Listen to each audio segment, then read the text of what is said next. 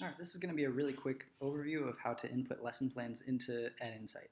If you have any questions, please reach out to your coach and they can help you one-on-one with this more, but this is just going to be a little overview.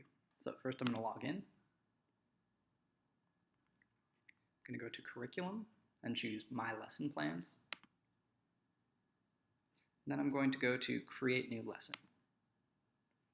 Here I have a choice of starting from a blank lesson plan or going from the curriculum map.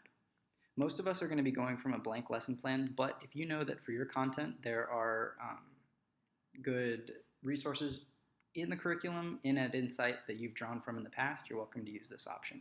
We'll explain this separately, and you can talk to your coach about that or a teacher that you know that uses it, but for now we're going to focus on the blank ones.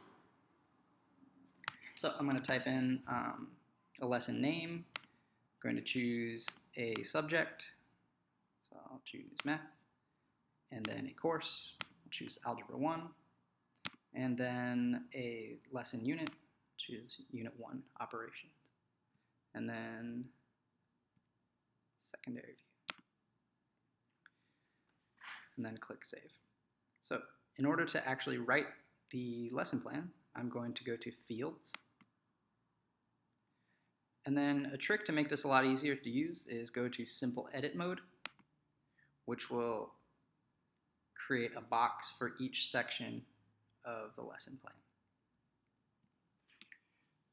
Now I would type in different stuff for all of these. I'm not going to do all of those now. You can fill in all the different boxes. And then once you're done, click Save Simple Edit. So this lesson plan is created and saved. Now what I need to do is schedule it to say when I'm going to actually teach it. So on the left side here, I'm going to go to Schedule Lessons.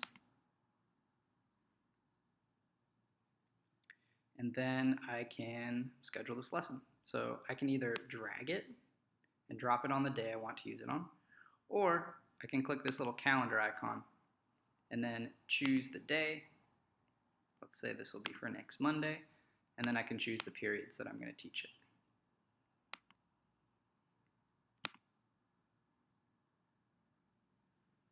Now, this should be scheduled for next Monday. Now, let's say that there were some parts of that lesson plan that I might want to keep. So, for instance, the information about the different students in the class that I have and their special needs. That might be something that I want to save for another day. So I can actually make a copy of this lesson plan to base my new lesson plan off of. So if I click here, it will actually just copy that lesson plan. And if I want to edit it to change the title so that it's not just the one afterwards, I can click Edit, and it will take me back to that area where it had all the fields and I could edit everything. So then I could go through and edit this whole lesson plan. And then when I'm done, save Simple Edit, and go back to schedule lessons. So now I have this other lesson that I also want to schedule, and I'm going to schedule this one for next Tuesday.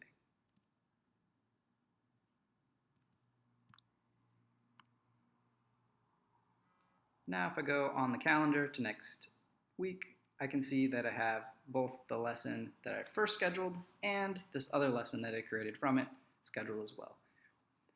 It's very important that you do the scheduling part, because until you schedule a lesson, your coach cannot see your lesson plans. So they will not know that you did them, so make sure that you schedule them.